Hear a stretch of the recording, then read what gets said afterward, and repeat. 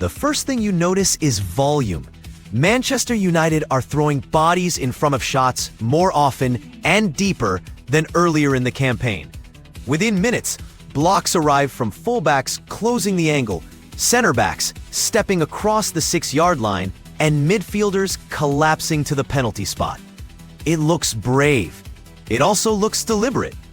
The question is what that surge in shot blocking reveals about United's structure and what it hides. Start with geography. A growing share of United's blocks are happening inside the box, not from speculative distances. That typically signals two things. Opponents are getting touches in dangerous areas, and United are compensating with last-ditch interventions. When blocks come from within 8 to 12 yards, you're seeing emergency defending, good execution under stress, but also evidence that pressure has already broken lines. Personnel matters. The left-sided center back often fronts the shooter with a low, side-on stance, while the right back tucks in to guard cutbacks. The holding midfielder screens the cut to the D, arriving half a step later to contest second balls. On set plays, United's nearest man leaves the wall quickly to smother the first contact. The far post defender protects the rebound lane. These are rehearsed behaviors, not improvisation. The idea, if you cannot erase the shot, degrade its quality, narrow the angle, take pace off the strike, and give the goalkeeper a clearer read. Now, why the rise? One driver is tactical risk. United seek faster vertical attacks and accept that turnovers will occur with numbers advanced. That means more defending in negative transitions, where sprinting back into shape comes a fraction late, and the last action becomes a block rather than a tackle. Another driver is game state. Protecting narrow leads invites territory. The more minutes you spend in a mid or low block, the more blocks you record.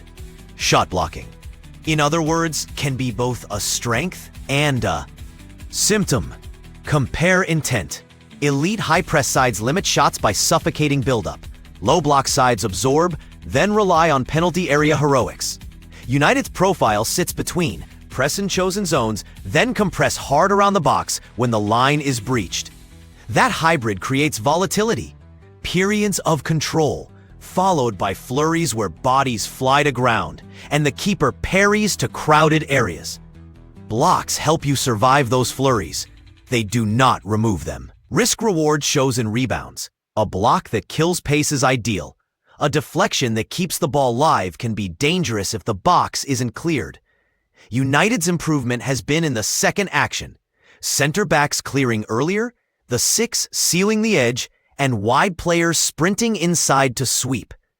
That reduces the double chance effect. Shot, block, tap in. What does it mean for the rest of the league? Teams facing United may be tempted to overshoot from range, inflating block counts without increasing threat. The smarter plan is one extra pass. Drag the blocker, slip the cutback, finish across the keeper before help arrives. For United, the counter is rotation. Arrive with 2, not 3 in the first press. Keep one extra body protecting the lane to the penalty spot. And use substitutions to refresh the blocking intensity late. In summary, the spike in shot blocking says United are organized, committed, and willing to suffer in the box. It also says games are still reaching their area too often. If the press protects the back line a little longer and exits are cleaner after first contacts, those blocks turn from firefighting into game management. And that's the difference between survival and control.